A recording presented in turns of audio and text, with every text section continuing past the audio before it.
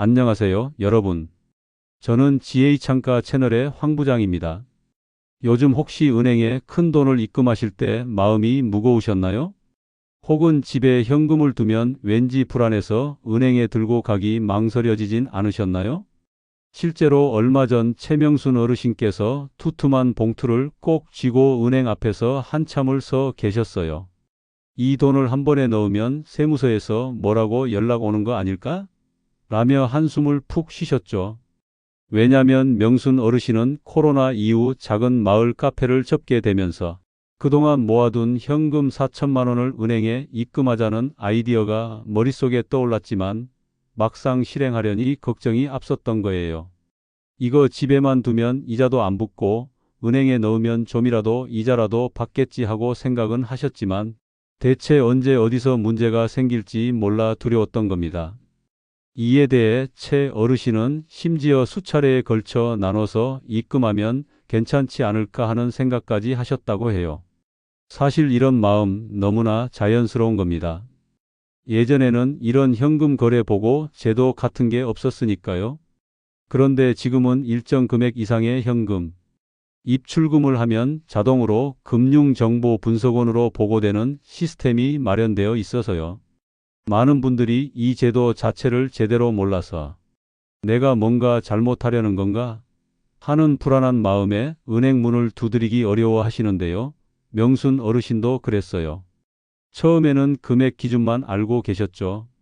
그래도 1천만 원 정도면 괜찮지 않을까 하고 생각하셨지만 여러 번 나눠서 입금하면 더 의심을 불러올 수 있다고 알려드리자 표정이 바뀌셨습니다. 왜냐하면 분할 입금은 오히려 이거 수상한데? 라는 신호로 작동할 수 있기 때문이죠. 또 하나 중요한 건 금액에 관계없이 은행 직원이 이상하다 느끼는 순간 그 자체가 보고 사유가 되는 의심거래 보고라는 것도 있답니다. 예컨대 평소 소액만 쓰시던 분이 갑자기 수천만 원을 들고 오면 직원 입장에서는 왜 이러지? 하고 궁금해지는 거죠. 최 어르신께서 그럼 제가 뭔가 잘못하려고 드는 사람처럼 취급받는 건가요? 하고 물으셨어요. 아니라고 설명드렸죠. 이 제도가 만들어진 건 오히려 어르신 같은 정직한 분들을 지키기 위해서라는 점을요. 최근에는 보이스피싱, 대출 사기, 투자 사기 같은 금융 범죄가 워낙 다양하니까 현금 거래를 모니터링해서 이상 패턴이 보이면 미리 차단하려는 목적이 있는 거예요. 그래서 정당한 돈이라면 전혀 걱정하지 않으셔도 됩니다. 라고 말씀드렸습니다.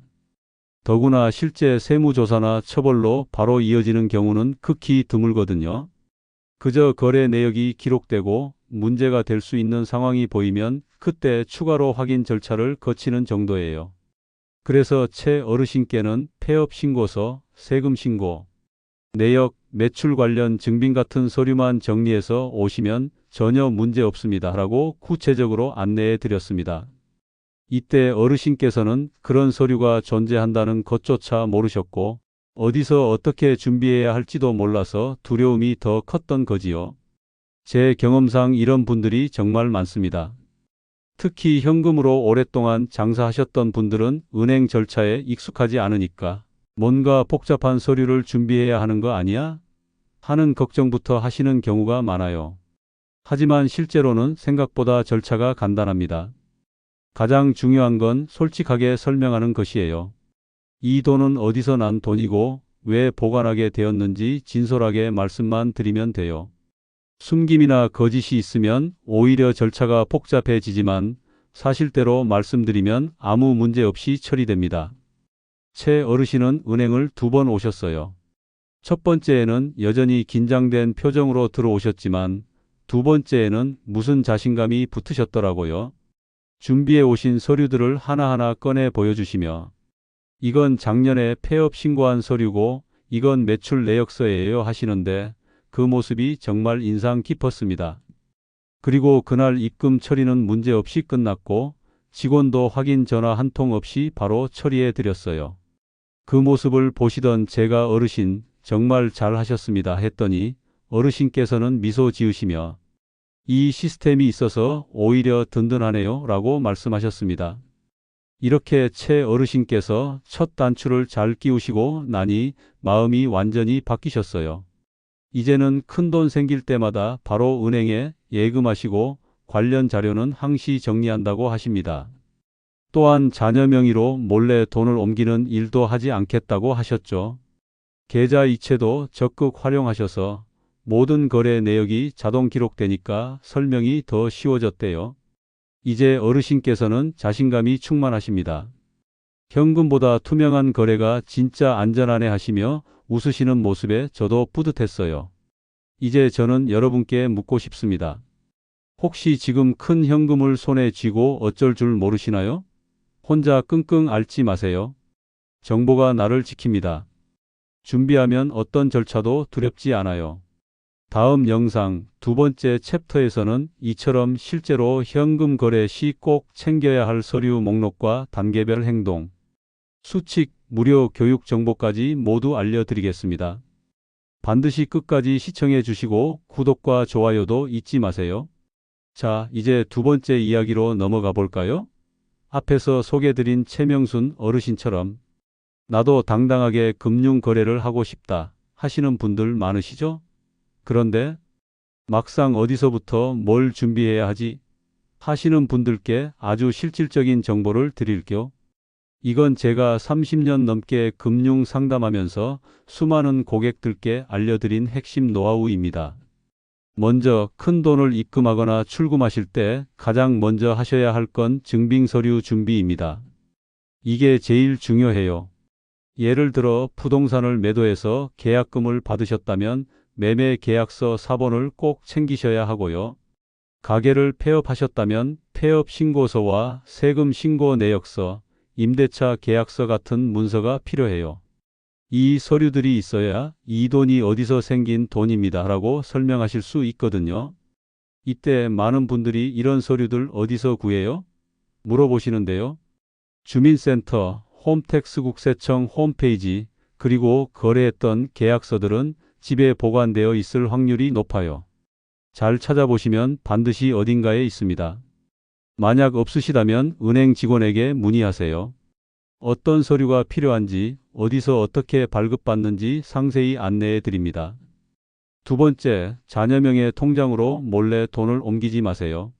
정말 많은 분들이 그냥 아들 통장으로 보내면 괜찮겠지 하고 생각하시는데 나중에 이게 증여세 문제로 번질 수 있어요. 특히 5천만 원 이상 자녀에게 송금하실 경우에는 증여 신고를 하시고 일정한 세금을 납부하셔야 합니다. 괜히 세금 아끼자고 몰래 하셨다가 나중에 조사받으시면 더 큰 금액이 나갈 수 있어요. 세 번째, 사업을 하시는 분들은 사업용 계좌를 꼭 따로 만드세요. 개인 통장과 사업 통장을 뒤섞어 쓰면 수입과 지출 내역이 섞여버려서 나중에 설명이 복잡해집니다. 이건 가게 돈이고 이건 제 사적인 돈이에요 라고 말로만 하면 안 되고 계좌로 구분이 되어 있어야 정확하게 인정받습니다. 그리고 네 번째, 가능하면 모든 거래는 계좌 이체로 하세요.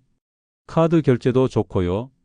왜냐하면 이체 내역이 은행 기록으로 남기 때문에 나중에 이건 누구한테 보낸 돈이다 하는 설명이 아주 쉬워집니다. 반대로 현금은 어디서 받았고 어디서 썼는지 증명하기가 어렵거든요. 그래서 큰 돈일수록 반드시 계좌를 이용하시는 게 안전합니다. 이쯤 되면 이런 걱정도 드시죠. 나는 스마트폰도 잘 못 쓰고 모바일 뱅킹은 더 어렵던데. 맞아요. 실제로 60세 이상 어르신 중에서 모바일 뱅킹을 사용하는 분은 아직 30%도 안 된다고 해요. 그런데 요즘엔 정부나 은행에서 제공하는 무료 모바일 뱅킹 교육 프로그램이 정말 잘 되어 있습니다. 예를 들어 시니어 금융교육센터라는 기관에서는 어르신들을 위한 금융교육을 매달 정기적으로 열고 있어요. 주민센터나 복지관에서도 비슷한 교육을 받으실 수 있고요.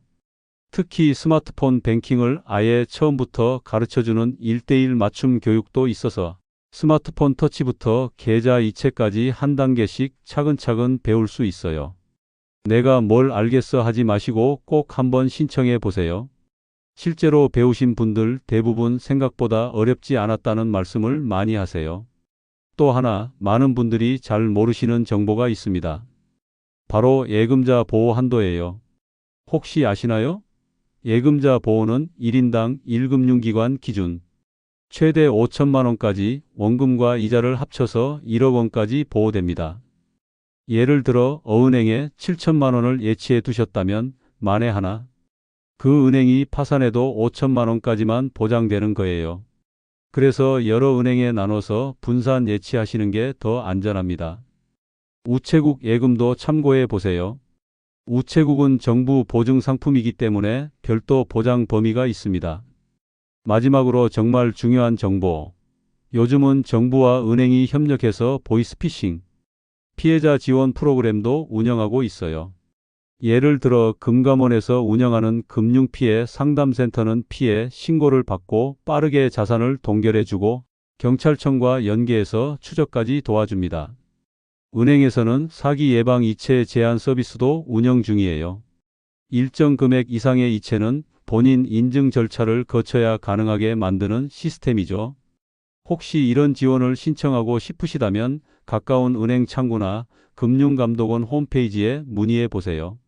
신청 서류는 간단하고 담당 직원이 친절하게 도와드립니다.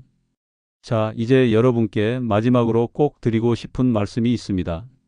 우리 어르신들 모르면 불안하지만 알면 안심입니다. 정보가 나를 지키고 준비가 나를 당당하게 만들어줍니다. 언제든지 은행에 오셔서 이런 돈이 생겼는데 어떻게 하면 좋을까요?